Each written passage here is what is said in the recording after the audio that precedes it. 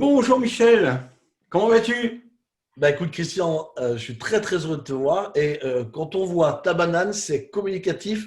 Si par malheur je n'allais pas bien, à force de te voir, je vais bien. Non, non, je vais très très bien. Heureux de te voir. Merci de Monsieur est m'accueillir. flatteur, monsieur est flatteur. Bon, on voit que tu as fait de la vente pendant beaucoup d'années toi aussi. Oui, effectivement, mais c'est sincère, c'est sincère. D'accord, merci de tout cœur. Bon, je pense que dans l'enregistrement, on peut dire que le live n'a pas été une grande réussite, mais bon, on va s'appuyer sur cette expérience pour pouvoir mieux rebondir, hein. Alors, je tiens à dire Christian que tu es tenace et ce qu'on est en train de faire là, c'est dans une condition de live, donc c'est comme si. Comme C'est si. comme si. Bon, bah écoute, super, ça me fait plaisir. Cet après-midi, ça va être l'enregistrement va figurer dans LinkedIn. Alors Michel, tu connais le concept de l'émission et là, bah écoute, prends ton temps, il n'y a pas de souci. Donc du coup, le concept live, bon, sous le format Breaking News, va durer à peu près 10 minutes, un quart d'heure. Il faut quand même, je dirais, que tu donnes ce que tu as dans ton cœur, ce que tu avais à cœur de nous donner, de partager aujourd'hui. Alors, j'ai une première question. Michel, Oui. écoute bien. Qu'est-ce qui fait de moi, qu'est-ce qui fait de nous, vendeurs, un vendeur, une vendeuse à succès? Alors, les réponses que je vais te donner sont des réponses qui viennent non seulement du cœur, mais de ma propre expérience et de ma vision que je me fais moi de la vente. Et il se peut très bien que les réponses soient inattendues. D'accord? Donc, c'est un avertissement. C'est en anglais un disclaimer. D'accord, ok. Ok. Euh, moi, j'ai envie de te répondre. C'est l'intention que tu mets derrière la vente qui aura des répercussions, des conséquences sur ton résultat. C'est quelque chose que j'ai appris très très tôt. Moi, je suis dans la vente, je veux dire, je suis dans la vente depuis que j'ai 18 ans, mais je faisais déjà de la vente avant. Tu sais comment? C'est en allant dans les brocantes, dans les braderies. J'étais en Belgique et tu sais, une fois par an, tu as les brocantes, les braderies où tu vends tes vieilles affaires, etc. Et déjà, à 12-13 ans, j'apprenais à négocier avec des clients et des prospects. Et je me suis éclaté. Et très tôt, ce que j'ai découvert, ce que j'aimais dans la vente, c'était tout d'abord de créer une relation humaine. C'est, j'utilise le mot, l'amour que tu peux avoir pour ton client comme si c'était ton meilleur ami ou membre de la famille. Donc, pour moi, ce qui est au cœur de la vente et du succès de la vente, c'est comment tu considères ton client.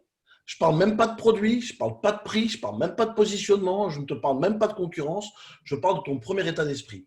Et ce qui fait que pour moi, la vente est quelque chose de passionnant et je l'ai toujours fait avec énormément de passion, c'était que j'avais envie de rencontrer des prospects et en faire des clients et de faire de mes clients des gens qui ont confiance en moi, avec qui cette confiance s'installe avec l'honnêteté que je pouvais avoir et que je peux encore avoir parce qu'aujourd'hui, je suis encore un peu commercial pour mon propre business. Mais j'ai envie de dire, ce qui a fait le succès de moi en tant que vendeur, c'était que pour moi, un client, je le considérais comme un ami ou un membre de la famille avec lequel je vendais un produit avec sincérité et la vente n'était que le résultat de ça, en fait, pour moi. Une rencontre, une aventure Oui, humaine. oui. Le challenge, c'est aussi l'aventure humaine avant tout. Ben, en tout cas, à nouveau, tout dépend de ton état d'esprit. Si pour toi la vente, c'est qu'une question d'argent et que tu penses à ton bonus et que tu penses à ton salaire à la fin du mois, ben, c'est probablement pour ça que tu vas bosser. Mais le client, lui, n'est pas dupe. Il va s'installer un lien, une relation qui sera indélébile. Et moi, j'ai réussi à avoir des clients qui, même s'ils n'étaient pas forcément moins chers, ils savaient qu'avec moi, ils allaient avoir la vérité. Parce que bon, quand on est vendeur, on sait qu'on doit faire face parfois à des problèmes, voilà, des problèmes multiples. Hein. Donc, dire la vérité au client, dire la vérité sur le produit, hein, surtout quand on est multiproduit, comme moi je le vendais, j'osais dire au client que ce qu'il allait acheter, c'était bon ou pas bon. Et voilà, j'étais honnête avec ça aussi et le client l'appréciait. Mais c'est l'intention. L'intention, c'était, enfin moi, c'est ce qui était mon driver, c'était faire plaisir à un autre être humain et ce plaisir était récompensé par de la loyauté et de la fidélité. Tout à fait. Même si on a constaté dans la réalité que la loyauté et la fidélité n'étaient pas toujours au rendez-vous, mais que finalement, quand on sème, je dirais, quand on sème un état d'esprit, on le retrouve tôt ou tard chez nos clients. Alors, je rebondis sur ce que tu dis, Christian, parce que c'est très juste. Je ne suis pas en train de dire que ça marche à tous les coups. Mhm. D'accord? Et effectivement, la loyauté, ça ne marche pas à tous les coups. Il y a un moment donné, tu as un client, il se barre, mais au moins, disons, en adoptant cette attitude-là, tu mets plus de chances de ton côté de l'avoir, de le garder, que si tu ne le fais pas. Et bien entendu, quand le client part, et des clients qui partent, moi j'en ai connu énormément aussi, ce qui reste, c'est encore la relation et le respect qu'on peut avoir l'un pour l'autre. Et c'est quand même déjà quelque chose qui a énormément de valeur, même si un client passe à la concurrence et que tu vas croiser dans un salon, il va venir quand même te voir et il va être content de te dire bonjour. Et cette relation humaine, en tout cas pour moi, a toujours été au centre de mes négociations, de mon travail. De toute façon, la générosité, on peut pas la spontanéité, l'authenticité, on peut pas la créer. À un moment donné, tu es démasqué, c'est-à-dire soit on la cultive ou soit forcément, à un moment donné, les clients vont voir que tu es un faux cul. Hein. Je vais parler franc jeu. Hein. Exactement ça. Ce qui n'est pas le cas, enfin en tout cas me concernant et te concernant toi, Michel. Merci pour ta réponse. Alors moi j'ai une deuxième question parce que je suis curieux. Est-il, selon toi, attention, plus difficile de vendre, justement, aujourd'hui qu'il y a 10 ans, 20 ans, 30 ans? J'adore cette question parce que c'est une question qu'on me pose souvent. Oui, mais aujourd'hui, c'est plus dur qu'avant. Et moi, je ne suis pas d'accord avec ça. Aujourd'hui, c'est différent qu'avant. Aujourd'hui, l'approche est différente, le client est différent. Aujourd'hui, l'une des problématiques qu'on rencontre dans le monde du commerce, c'est que le client, il va venir et il connaît déjà tout sur le produit. Et effectivement, c'est déstabilisant parce que de mon temps, de notre temps, parce qu'on est à peu près de la même génération, on avait encore une notion d'utilité, c'est qu'on pouvait expliquer le produit au client, le décrire, etc. Et aujourd'hui, le client en sait parfois même plus que toi-même sur le produit et c'est déstabilisant. Ouais. En fait, la clé de la vente, quelle que soit la période dans laquelle nous vivons, pour moi, elle réside déjà dans la première question à laquelle j'ai répondu. C'est quelle que soit l'attitude du client ou le contexte dans lequel on se trouve, et effectivement, vendre on ne vend plus de la même façon qu'il y a 10, 20 ou 30 ans. Je suis complètement d'accord avec ça. En revanche, l'attitude que tu vas avoir avec le client, elle ne change pas. L'avantage et le dénominateur commun qu'on a entre ce que l'on vit aujourd'hui en tant que commerciaux et ce que l'on vivait dans le passé, c'est l'humain. Et l'humain, lui, il ne change pas. Et si toi, ton désir est toujours le même et que c'est ce feu intérieur qui brûle de vouloir aider un client, ton approche va être différente, tu vas l'aider. Effectivement, tu ne vas plus le conseiller, ça peut frustrer, mais est-ce que tu as toujours envie de lui faire plaisir? Est-ce que tu as toujours envie de le servir? Est-ce que tu as toujours envie d'être une référence pour lui, une référence et une expérience client, hein? C'est un peu tendance, hein, il faut faire vivre une expérience client. Ben, je pense que l'expérience client, elle réside dans ton attitude et dans l'accueil que tu fais au client. Moi, je suis très, très sensible quand j'arrive à la FNAC, chez Boulanger ou dans un autre magasin ou centre commercial ou peu importe, quand j'ai affaire à un commercial, je suis très sensible à la façon dont il m'accueille. Parce que moi-même, j'en suis très sensible. Donc pour moi, si la vente a effectivement changé, ou en tout cas la technicité de la vente et nos clients ont changé, l'état d'esprit reste le même. Est-ce que tu as envie de faire plaisir à ton client, de lui faire vivre une expérience mémorable? C'est en ça que réside la réponse, je pense. Finalement, on pourrait résumer sur cette célèbre maxime, ton attitude plus que tes aptitudes détermine ton altitude. Moi, je suis complètement d'accord avec ça. Mais complètement, je suis en phase avec ça. Donc, en fait, c'est juste favoriser une perception positive, d'abord de qui tu es, puisque tu es l'ambassadeur de ton entreprise, l'ambassadeur de ta marque, et c'est quelque part, même si certains s'en sont défendus, mais non, on ne se vend pas, mais c'est aussi se faire acheter par le client. Absolument. D'accord. Et que vaut cette relation pour toi? Pour moi, Que vaut cette relation pour toi? C'est quel est ton taux d'envie de réellement faire plaisir au client? Parce que pour moi, ça tourne autour de ça.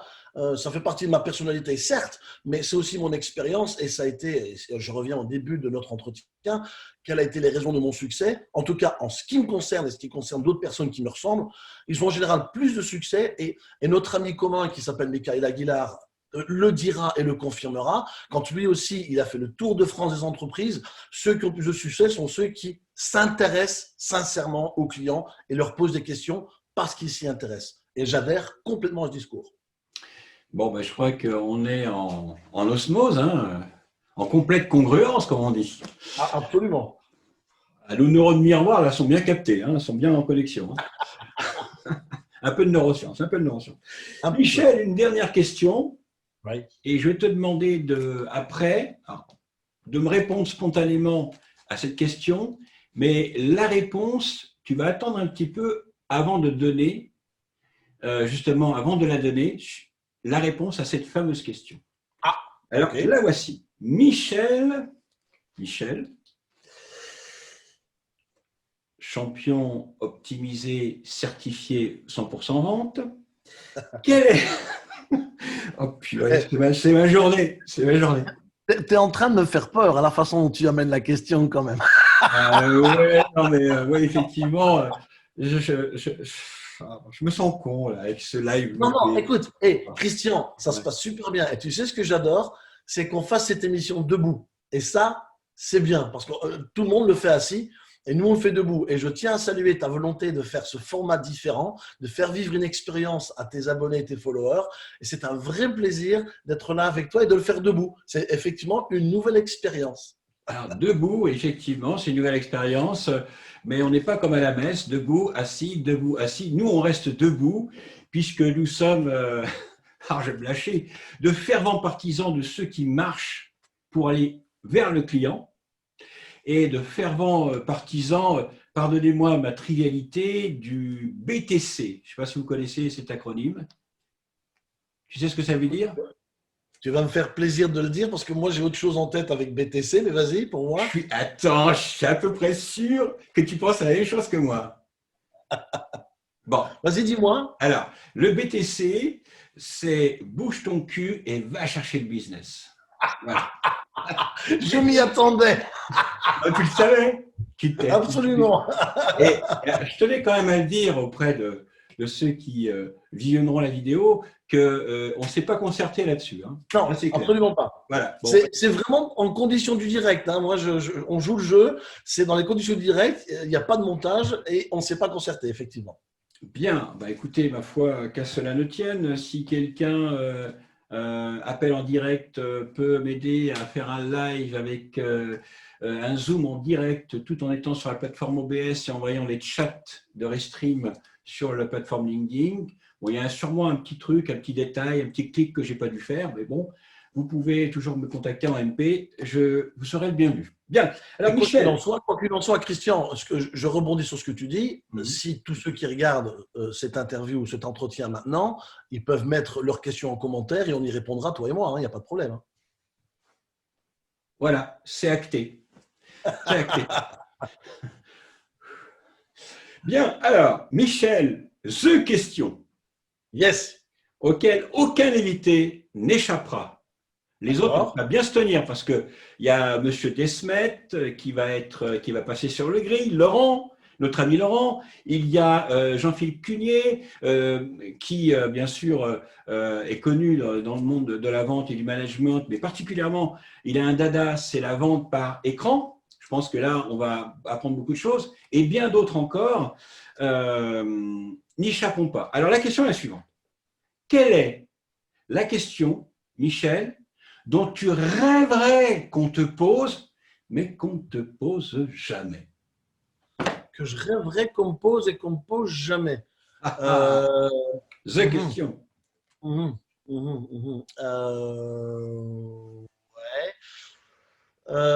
T'es marrant, toi.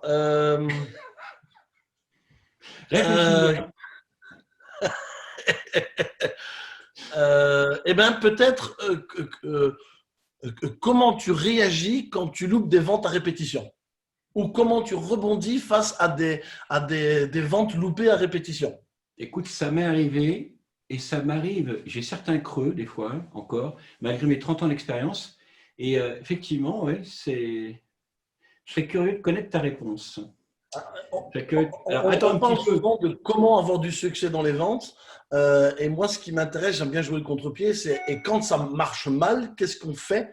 Et moi, ça me renvoie, je disais que je fais de la vente depuis mes 18 ans officiellement. Moi, j'ai fait de la vente en porte-à-porte. Et je pense qu'il n'y a pas de vente plus compliquée que de faire de la vente en porte-à-porte où ta journée est faite de plus de portes fermées, de portes claquées, voire même d'insultes dans la tronche que de succès. C'est à nouveau ta vision. À quoi tu t'accroches? Ça À quoi braque. tu t'accroches et pourquoi tu fais ça? Et je vais paraphraser Simon Sinek qui Find your why, trouve ton pourquoi, pourquoi tu fais ça. Et effectivement, et à nouveau, je paraphrase Michael Aguilar parce que je ne peux qu'encenser ce qu'il dit. Et quand il fait ses conférences, je me vois moi-même à l'époque quand j'étais vendeur. Il raconte en conférence une expérience d'un des vendeurs qui lui a trouvé une sorte de négociation interne. C'est que si tu as un succès par jour, combien ça te coûte en termes de portes fermées? Et donc, si par exemple, tu dois frapper à 20 portes pour avoir au moins si pas une vente, au moins quelqu'un qui s'intéresse à ta vente, eh bien, tu te fais une sorte de moyenne. Je sais que par jour, il faut que je fasse 19 portes avant d'avoir quelqu'un qui m'intéresse. Et en fait, chaque porte te rapproche du succès. Donc, tu n'es pas tout à fait dans le flou, tu sais approximativement que tous les jours, il y aura peut-être une porte ouverte. Et c'est une vision positive de la porte fermée et te dire, cette porte fermée-là me rapproche de la vente que je vais faire dans quelques instants. Voilà, c'est une attitude, c'est un état d'esprit.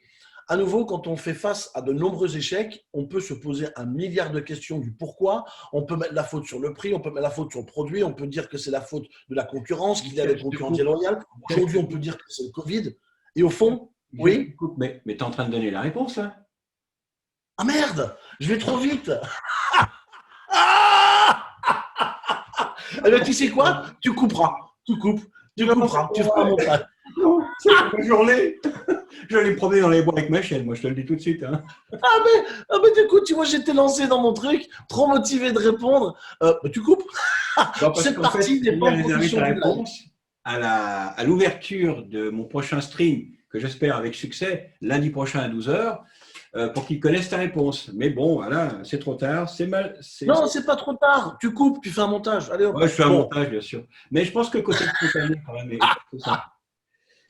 Finalement, Michel, en fait, l'optimisme dans la vie d'un vendeur, est-ce que ça ne s'apparenterait pas à cette vieille histoire que j'ai entendue il y a 40 ans en arrière?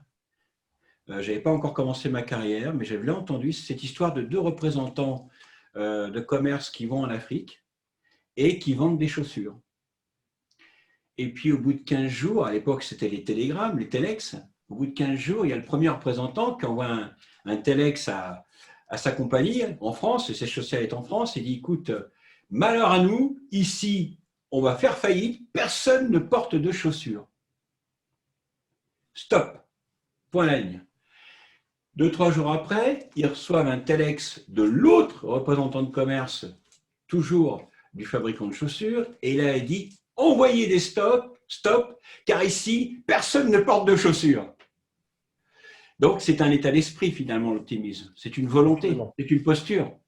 C'est pas finalement, c'est tout simplement une posture. C'est un biais cognitif qui donne envie d'aller chercher le positif et qui pousse à l'action. Ça, c'est souvent aussi pour ça qu'on ne comprend pas bien l'optimisme. C'est que beaucoup de gens pensent que c'est juste une vision. Non, non, les optimistes agissent. Et c'est ça la spécificité de l'optimisme. C'est que ce biais cognitif qui te donne envie d'aller chercher le positif ou les avantages, ou en tout cas un résultat positif, te pousse à agir. C'est exactement ça. Bah, écoute, merci. On est sur la même longueur d'onde, Michel. Écoute, je pense que cette interview est finie, à moins que toi, tu aies toi-même une question à poser, mais je pense qu'on s'est tout dit. Enfin, du moins, on ne s'est pas tout dit, mais on est allé à l'essentiel.